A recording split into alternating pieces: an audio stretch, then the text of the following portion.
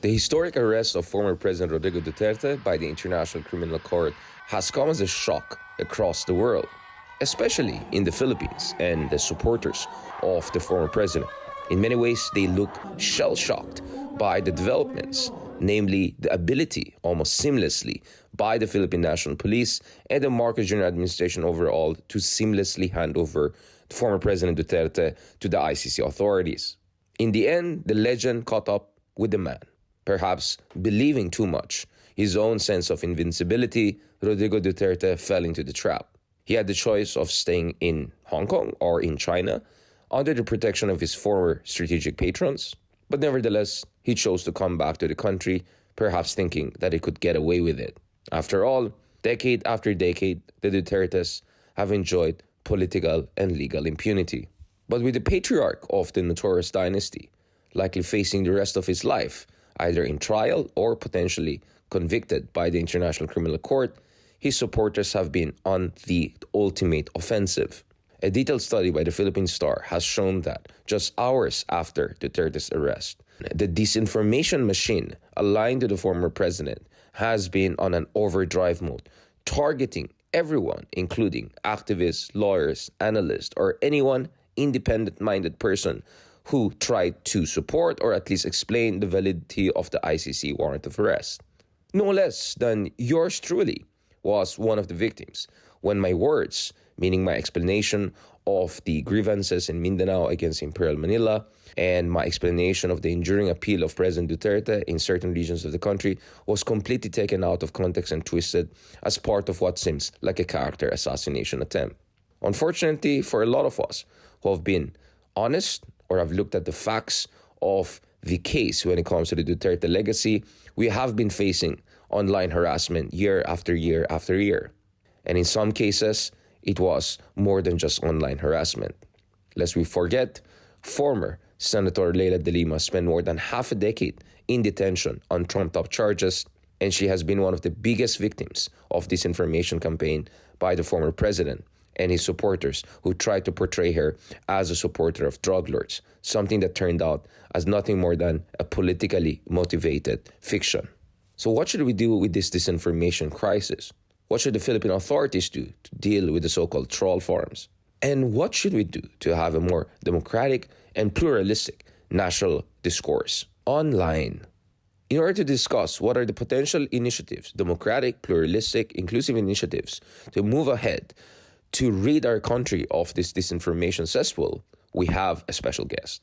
Thank you very much, Congresswoman, for joining us. There's a lot to discuss. Obviously, as of this taping, the big issue is what has been anticipated for quite some time, which is this ICC warrant of arrest for President Rodrigo Duterte.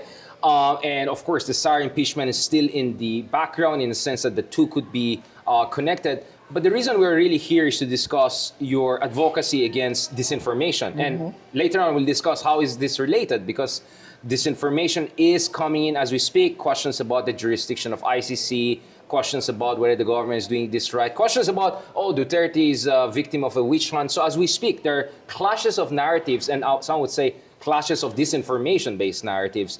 Can we talk about, first of all, Congresswoman, what is your advocacy when it comes to the disinformation issue? Well, I want to professionalize content creation and basically do away with the general impression that content creators are just there to manipulate, to spread fake news, and to be used by unscrupulous individuals or groups and to deceive the nation, basically. I want to do away with that through a code of conduct and a code of ethics that would be formulated from the ranks of content creators, advertisers, and stakeholders from the sector. So it's a private sector driven, or is it like a public-private partnership? It's a public-private partnership. Of course, it will need the participation of the Department of Information and Communications Technology, and it will also need the cooperation of the NBI for investigation and possibly the police force. But in general, it will be like a self-regulating body. We have parallels, right, in the PR industry, among others. Is that your inspiration? Yes, that's correct. Actually, when I was studying the possibility of this Digital Council of the Philippines, I was looking at the model of our advertisers. There is what we call the Advertising Standards Council of the Philippines. It is actually a private group that was like an offshoot of the MTRCB. Right. But we're not talking about censorship here. They came up with their own code of conduct and ethics, and they actually screen all of our commercials, whether print or broadcast, and of course, based on their code of ethics, which I presume is based on what is fair and what is true, they allow or disallow the printing or the broadcasting of commercials. So translate that into the world of content creation. You have a registry of serious content creators, and then you have your code of conduct and ethics, and members will be held accountable based on that code of ethics and conduct. And they will, well, to use the word to police their own ranks might come across as strong, but they will, of course... Guardrails, I think this term we've been discussing, yeah. They will follow their and operate within their own guardrails. I want to discuss the mechanics of that, because my understanding is, Congresswoman, you're still, I mean, this is a work in progress, right? Yes, you're still in the is. consultative phase, including talking to people like me who are journalists, but also content creators. What is your incentive to get more content creators to have a buy-in? Because I'm sure there are content creators there who want to be, not necessarily in the dark world, but they want to kind of be in a gray zone because, you know, there's taxation, there's, you know what I'm saying? I'm not sure everyone is paying the proper tax from what they earn online, even though personally for me, we should do something about the double taxation. We had Senator Raffy Tulfo also on this show talking about the double taxation issue, and, you know, bloggers have to be protected from that. But what is your buy-in? What is your incentive to get the buy-in of practically all the, if not all, at least the major content creators with a significant following? Is this like people beyond 5,000 following threshold? Is there going to be a threshold or something? Yes. Of course, not everybody can be registered as a content creator. For this purpose of the Digital Council of the Philippines, you would have to have a minimum number of followers and consistent output of content. Now, what would be the buy-in? If I were a serious content creator, Right. I would like to join this council. I would like to be registered because this council can also provide me with protection, like sort of a Guild thing, yeah. Exactly, a guild. And of course, I expect this guild to provide me also with legal assistance. Kung cyber libel or something like that. Yes, yeah. also legal consultation. Interesting. And of course, for the interest of the entire sector itself, we want to level up what content creation is in our country. When you say level up in terms of what? Because again, when like, I know you were very sensitive with not using the word even policing. Forget about censorship. But even the level up sometimes like, oh, what is this? Is it an elitist standard na you're masyadong chipang yung production mo? Or like, what do you mean level up? Hindi naman. Ano ba gagawin natin? Ino-normalize ba natin yung pagmumura?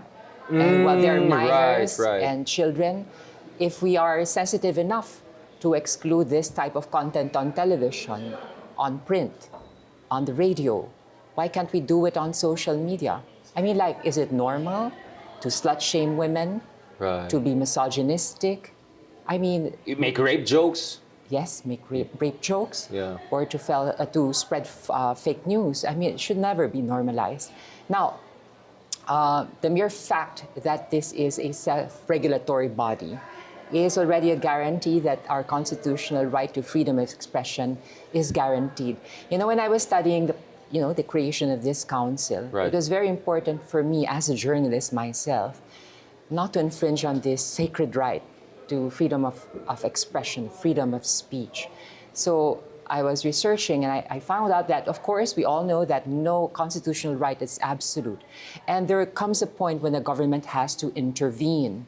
But when the government intervenes through regulation or laws, it always has to be the least restrictive means. Meaning to say that there is a balance between guaranteeing that constitutional right and at the same time protecting public interest. And I think it is to the interest of the public that content creators watch their language. Content creators always base their contents on the truth and what is fair. Content creators should be able to express their opinions, whether in favor or against the government, but everything has to be based on what is fair and what is true. I think as a member of the public, Right. who wants to exercise critical thinking, I would like to know and be assured that the content that I get on social media is based on the truth. Congresswoman, I will ask you a little bit about your background in journalism in Europe and also models, perhaps good models, best practices. But I want to go back a little bit because from my own experience, I notice the algorithm is sometimes a problem, right? Not necessarily yung palamura, but minsan if you're aggressive, you're, for the lack of better, you go Miriam Defensor-ish, it works better. Like it resonates more online. So we have no problem with Miriam Defensoring it not ish. at all. But you need to have a certain degree of eloquence Aggressiveness. and fast thinking. And ang napansin ko, again, I don't want to be rude to some people. Napansin ko yung iba, kung hindi ka nila kayang tapatan sa, sa bilis ng pag-iisip at saka pananalita, tapatan nila yan sa pagmumura. Below the belt tirades. Exactly. Like me. I'm a transgender woman. All they can do is attack me through my gender. But basically, I really don't care. I know it's irrelevant. But this But others might care. Others can get others hurt. might care. Others can get hurt. And this is not the culture that we want to promote in our country. And I think it is to the interest of the public not to promote this kind of culture. Now, when it comes to Miriam Defensor Santiago, I believe that you can be aggressive.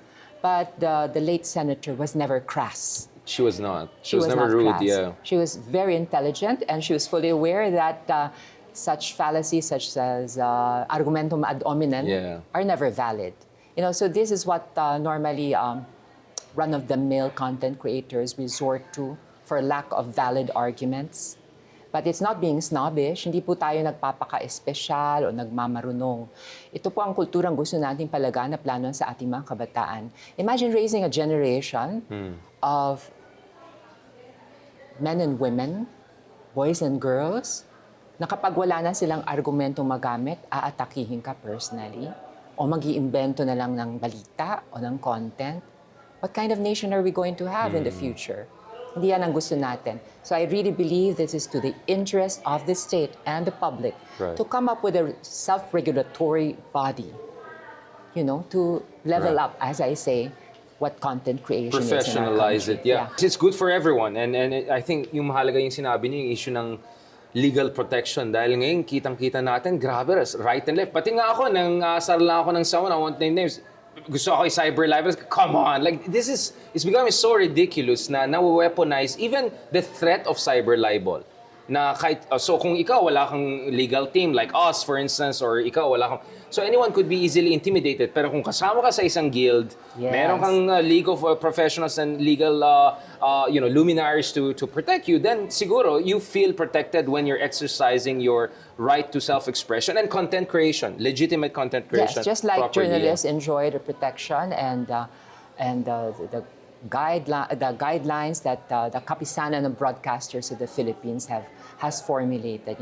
There is strength in unity, actually, and I believe that fighting for our freedom to express ourselves is even more effective when you belong to a council such as the Digital Council of the Philippines. And Congresswoman, we mentioned a while ago your background in journalism. You took your master's in Bilbao, in Basque region. So you were based in España for quite some time.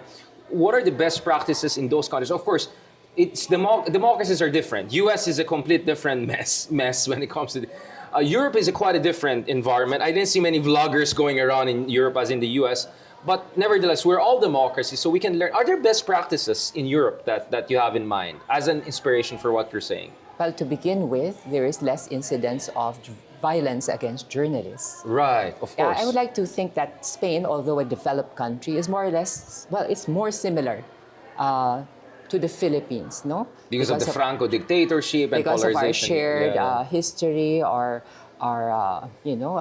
character, and as a people, we share more or less the same values.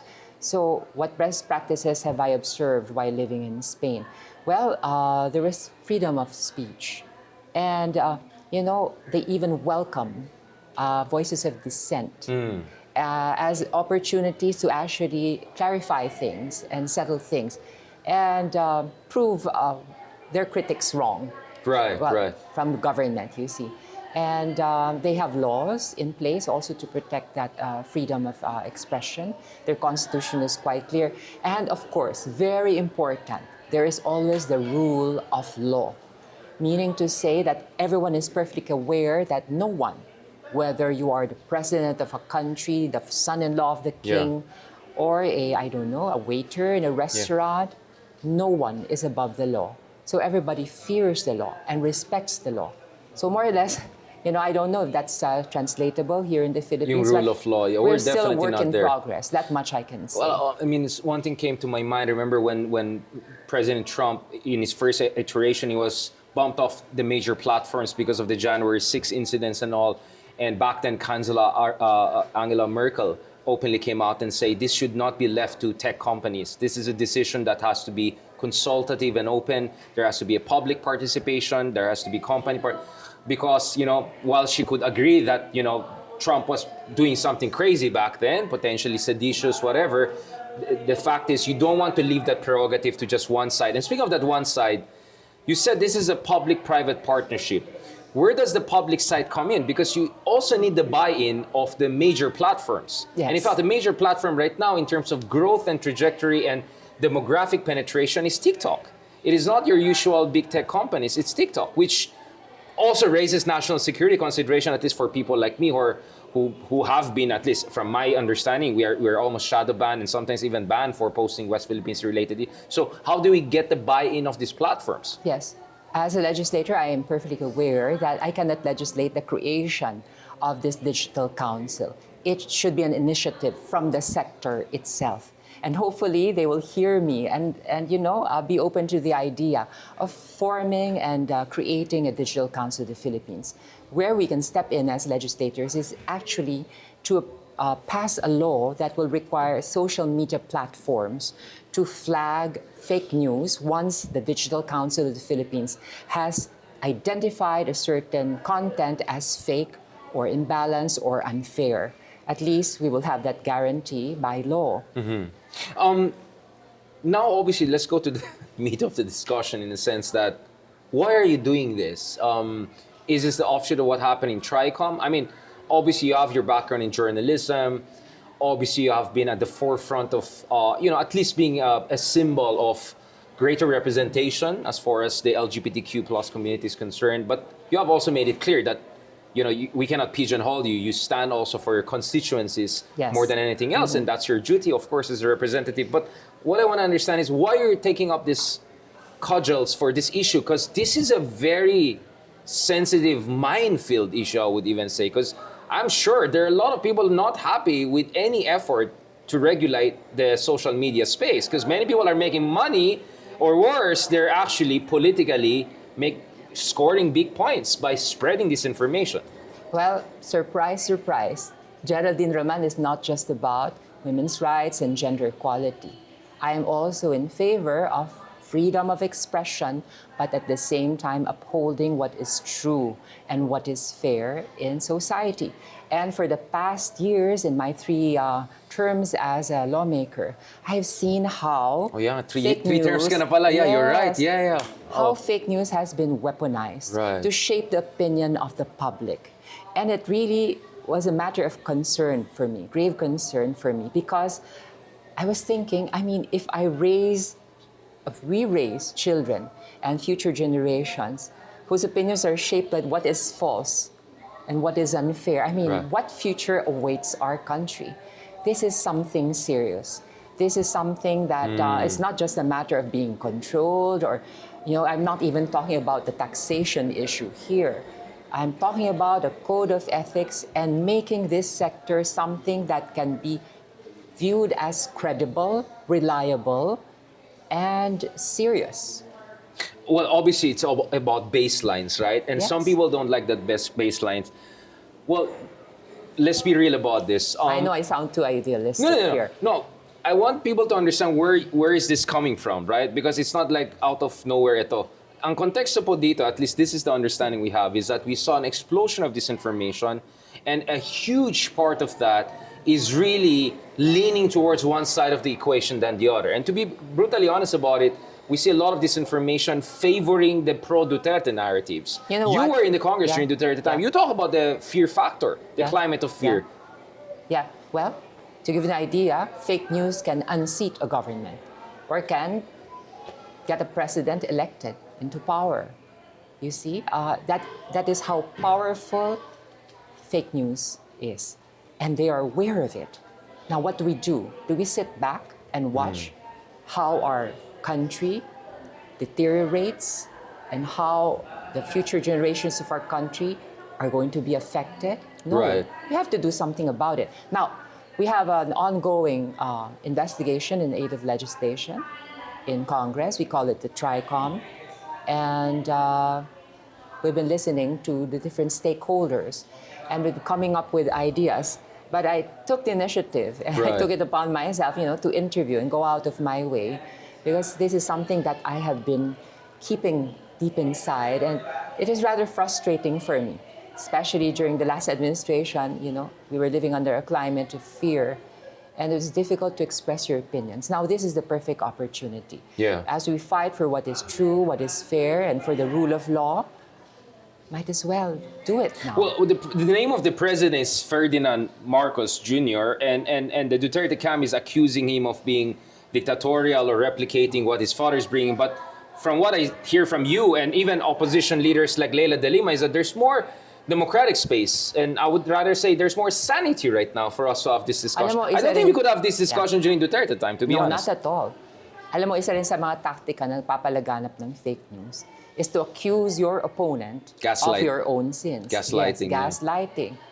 The president, a dictator. My God, this free exchange of ideas would not have been possible during the past administration. We know that. It would not have been possible to hold an investigation Yeah?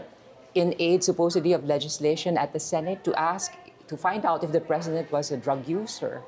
That would have been impossible. But now it's it happening. happened. Yeah. It happened.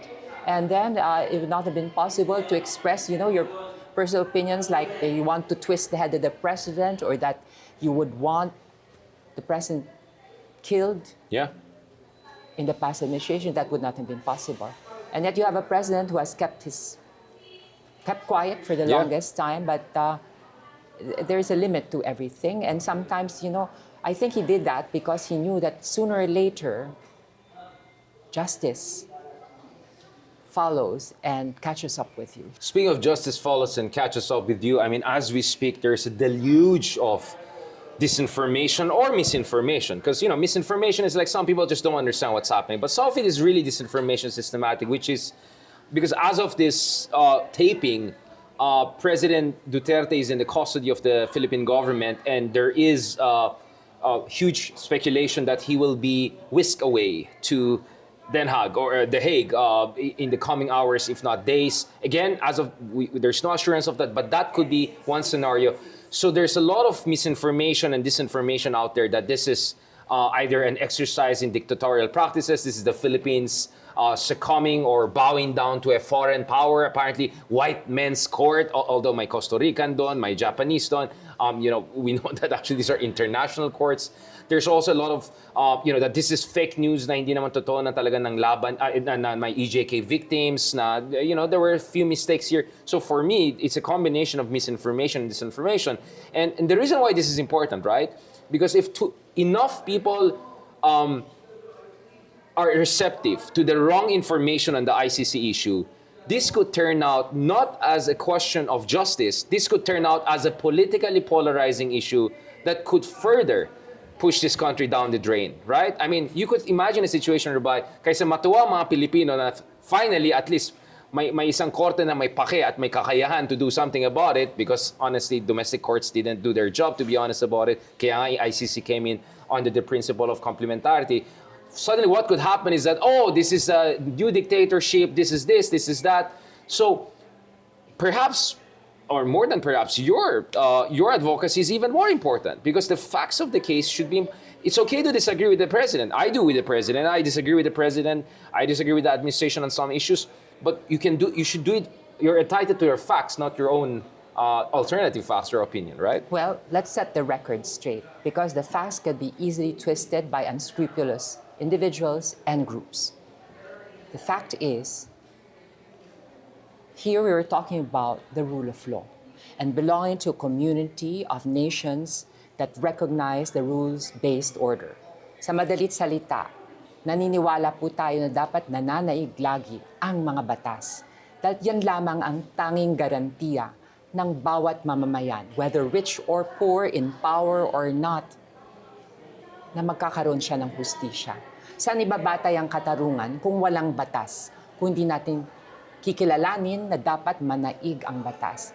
Ang problema po kasi minsan ay pag ang isang bansa ay pinamumunuan ng isang presidenteng walang pagkilala sa rule of law at hindi iniimplementa ang mga batas at the laws are simply ignored under a leadership that does not recognize the rule of law. Anong meron tayo? It would be chaotic, wild, wild west. Or tyrannical. Tyrannical. Yeah. At sino nabibiktima dito? Ang ordinaryong mamamayan. Alam mo, ang tanging proteksyon na lang ng simpleng taong wala sa kapangyarihan ay ang batas eh. Yun na lang ngayon tanging pag-asa. Ngayon, may tatanong na iba, bakit kailangan pa pumasok ng ICC? Yeah. Because there was a time the Philippines was part of the ICC. The crimes were committed while the Philippines was still a member of the ICC. To recall, the investigations into the EJ case and the former president's alleged participation in the EJ case and in the war against drugs was first started as early as January 2018. Tapos yun na nga, 1 month later, the executive, former president, decided Unilaterally. Without the concurrence of the Senate. Yeah. That's right. Para sa kalaman ng lahat ng international treaties dapat nire-review yan Ng Senado. Senado. Whether iiwanan na natin to, ipagpapatuloy. Pero hindi, unilaterally, He railroaded it and the Senate was railroaded. scared. I'll be honest yun na about nga, it. They isa didn't ring stand up to patunayan him. na Yeah. walang pagkilala sa rule of law. Kung ikaw ay kumikilala sa rule of law, susundan mo yung due process eh. So ngayon, ang nangyari niyan, unilaterally, iniwanan niya ICC and that took effect a year later in March of 2019. So, nariyan ang basihan, malinaw na basihan. Tapos, ang nangyari nga po during sa Quadcom, which was started in the House of Representatives in October of 2024, marami tayong bagay na natuklasan. Nakakalungkot, pero marami tayong natuklasan. Yeah. Narinig natin ang tinig ng mga biktima. Including former Senator Laila De Lima. I want to mention this because there are always going to be skeptics watching you or even watching me and saying, oh, wait, last time I checked during Duterte's time, what were you doing, right? Because this is something I've been saying to a lot of your colleagues. Etong mga tao sa Quadcom, ano ulit yung sinasabi nila? Yung iba, atras, abante pa. Can you remind people why it was very difficult, if not existentially risky, for even a congressman or a senator to stand up to? I mean, we saw what happened with Laila De Lima, and you know the Chinese expression, you kill the chicken to scare the monkey. This was more like kill the monkey to scare other monkeys, right? Like it was a very crazy situation. Yeah. Naalala ko nung 17th Congress, a few months into the 17th Congress, bigla na lang nagkaroon ng persecution sa isang sitting senator who was elected by the people, si Laila De Lima. Walang malinaw na mga kargo, walang malinaw na akusasyon, walang due process. Kinulong, dinala sa krame. Doon pinagkait ang kanyang liberty. Wala nga siya ni laptop. Even Yeah. communication I with the met her outside there, yeah. world. She led a very Spartan life. 7 years. Makatarungan ba to? Pero yan, strategic yan. Para yung mensahe sa amin sa legislative. Sa ating bansa, mayroong 3 branches of government na dapat nag-exercise ng checks and balance. Co-equal branches. Co-equal. Pantay lang dapat. The executive, the legislative, and the judiciary. Nung nagkinulong si Laila De Lima, sinasabi ng executive nun, ng dating Pangulo, huwag niyo kong kontrahin. Walang legislative sa akin. Basta gusto ko, dapat mangyari. And the Chief Justice also Sereno was eventually taken out, co-warranted. So that was a clear message of an imperial presidency, if not some would say Now, authoritarian. that is dictatorial. That is dictatorial. When you're a dictator, you do not recognize the rule of law. And I can hardly call President Bongbong Marcos a dictator. Sa ganung basihan. His father, yes, but not the son. It's so far, at least I can say from my side. Congresswoman, obviously, you are also part of the Congress that overwhelmingly voted to impeach Sara Duterte. So technically speaking, the Vice President has been impeached. It's a question of conviction by the trial at the Senate. But again, as of this recording, the Senate is, just to put it mildly, is a bit wishy-washy about what, I mean, sabi nga nung isang senador, only in the Philippines it takes a month to interpret the meaning of a single word. Sabi ko, well, actually, mag-second month sa rin na, yung forthwith, right? Which means immediate, right? And it's like 2 months now almost since you, well, first of all, you voted against impeachment of Sara, right? No, at first I was against it, in line with what the president was saying. Alam mo, it is a divisive issue. And I have to admit, sa totoo lang, masakit sa akin. I campaigned hardly for the unity team. Naniwala ako sa love team na to eh. I thought, aba, napapanahon na. Once and for all, set aside political differences and all work together for the country. But just like in any relationship, it takes two to tango. Hindi naman pwedeng isang partner lang ang effort ng effort, yung isa naman hindi. Naalala ko rin... Well, hindi kulang sa effort yung kabila. Yung kabila, tinitira pa yung kabila. Ayun na nga. Naalala ko kasi nung nakaraang administrasyon, they demanded even blind loyalty. Right. Pero ngayon, parang they are not willing naman to give what they demanded in the past. At binigyan ng presidente, si VP Sara, ng prerogatives that extend beyond what is actually stipulated in the Constitution. And the biggest budgeted department, Yes, DOE. Yes, yes.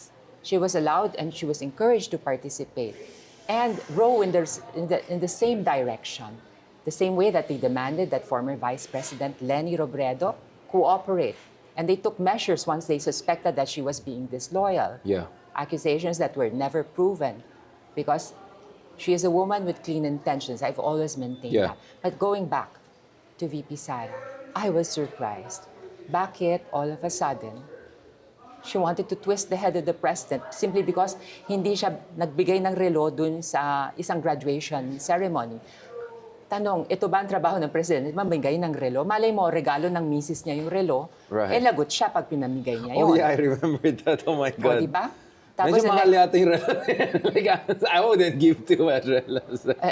My God, napakababaw na dahilan naman Yeah. yan. Tapos the next thing I know, iniimbestigahan ng Pangulo sa Senado by senators who are aligned with the Vice President tungkol sa paggamit daw ng presidente ng droga.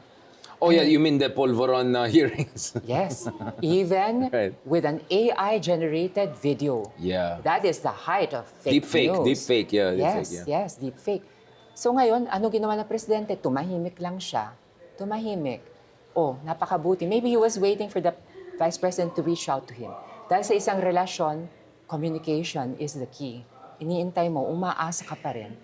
Hanggang umabot sa punto na nagbabanta na napapatayin ang presidente, ipapapatay ang presidente, ang kanyang may bahay, pati na rin ang Speaker of the House. Grabe, yeah. And at that point, I guess, toxic na nga siguro yung relationship. Pero it cannot be said that President Bongbong Marcos started it all. Oh yeah. Hindi maaaring sabihin yun. At So you don't buy the argument na betray ang mga Duterte sa mga Marcoses? I mean, I don't understand where's that coming. That sounds like sense of entitlement. I think the Dutertes wanted to be the real power behind the throne. Hindi naman maari yun. They were demanding loyalty from all parties, from all branches of government. And yet, they are unwilling to give President Bongbong Marcos the chance to prove himself. Kaagad binumbard ng fake news, ng paninira. Tanong ko, would they have tolerated the same things during their term? Well, they didn't. In your case, you were there when Duterte was the... I mean, we had this discussion that abstention was not even an option. That's how bad it was in terms of, that's it. You know, kami nga, recently we had the divorce vote and we congressmen were allowed to follow our conscience. Conscience, yeah. And I think that's what democracy is basically and what a strong House of Representatives should be. Dahil kinakailangan din po nga natin ng matibay na legislative body para meron pong checks and balance. Ano po? Well, nasa gitna po tayo ng election ngayon. So obviously, speaking of new legislation, we're really looking at the next Congress, 20th Congress. what are the things you want to see in the next Congress while you're building this advocacy against disinformation? And what do you want to see also on the issue of the Sara impeachment, among other things? Kasi if your fundamental concern is ayaw natin ng magulo, chaotic, or tyrannical situation, I just don't see how we can deal with that if we don't have some proper legislation that makes sure the company do their part, that makes sure that people are encouraged to do the right thing on this, make sure the guardrails are there, and more importantly, make sure there's an accountability. I mean, you guys have been doing quad hearings, TRICOM hearings. Kung wala rin mapupuntahan yan at the end of the day, ako, my worries, baka mawala ng pag-asa ng tao sa demokrasya natin. It's all for show lang pala eh. Is it all for show? I mean, is this all just to say may lang, may masabi lang? Or do you think it's important something really happens and a clear legislation is on the horizon to deal with these concerns you have raised? I think the House of Representatives is very serious and very determined to carry out its constitutional mandate. We did our part. We referred the impeachment case to the Senate. We impeached VP Sara. Now the ball is on the side of the court of the Senate, and we are waiting for them to fulfill their constitutional mandate forthwith, immediately.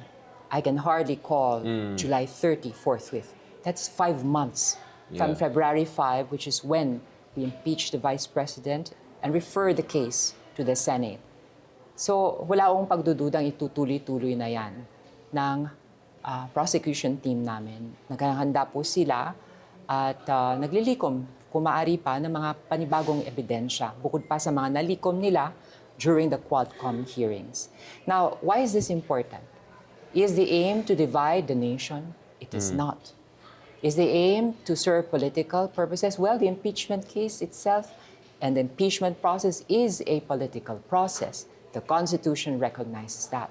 But what I am hoping for and praying for in the 20th Congress is for a process that is fair to all parties concerned.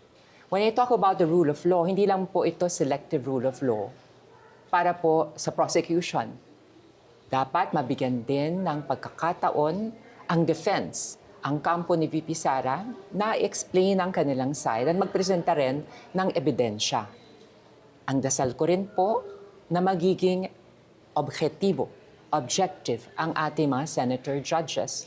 When we talk about the rule of law, we have to walk the talk. We have to take the higher moral ground. But there is a temptation, let's use our influence and our power, to sway the senators.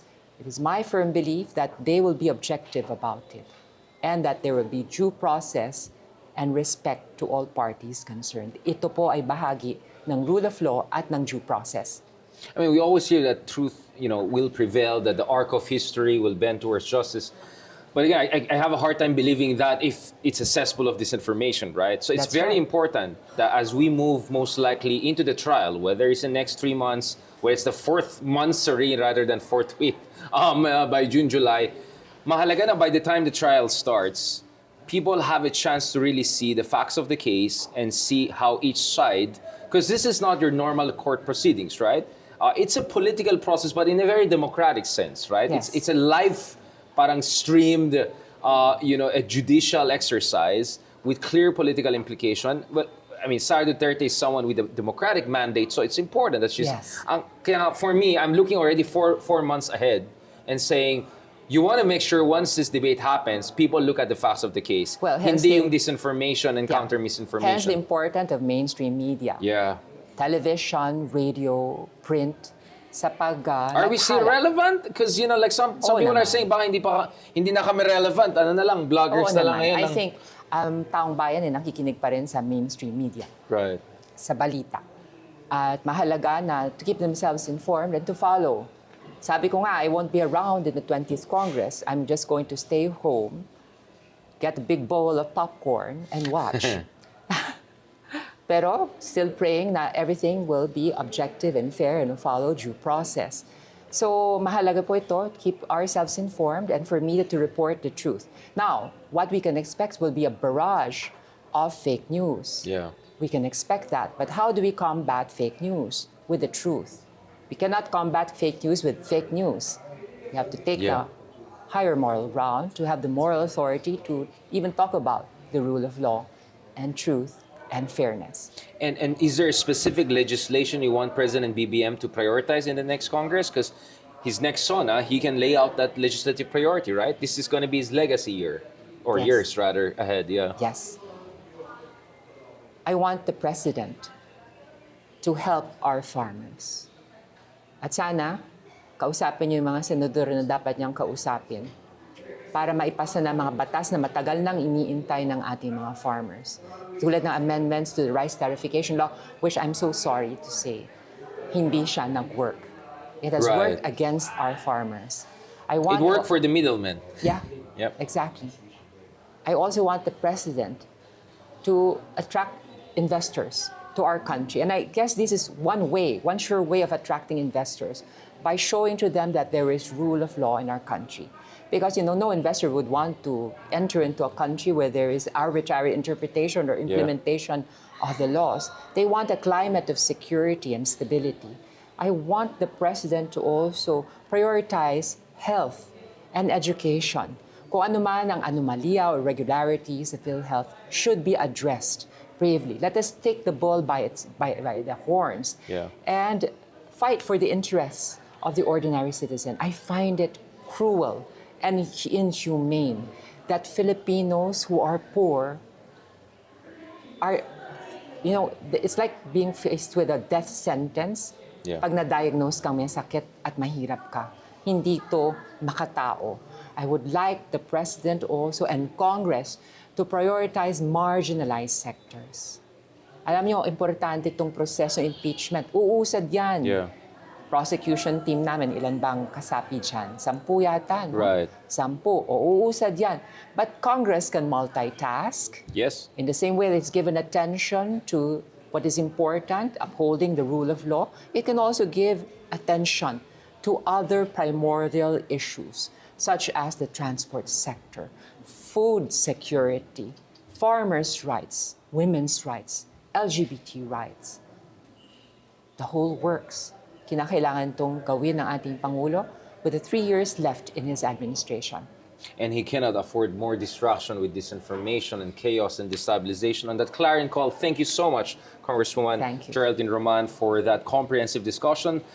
Catch us again next week here on One News. You can also check out the long conversation on Spotify and YouTube. I'm Richard Haydarian, and that was The View from Manila. We're One News, all sides, all the time.